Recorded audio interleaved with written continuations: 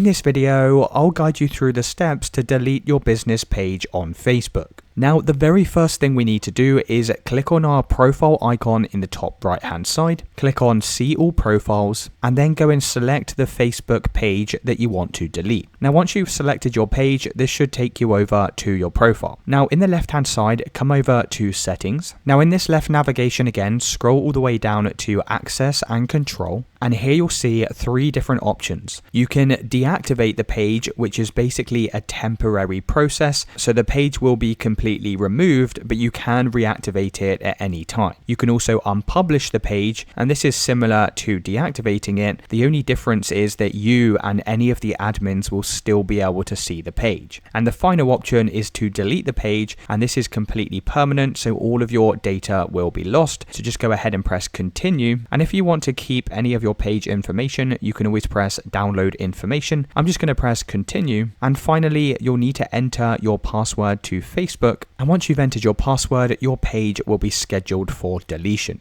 Once you've deleted your page, you'll have 14 days to go and recover the account. If it's not being recovered in those 14 days, then it will be permanently deleted. So that's it, guys. Let me know in the comments if you did find this video helpful.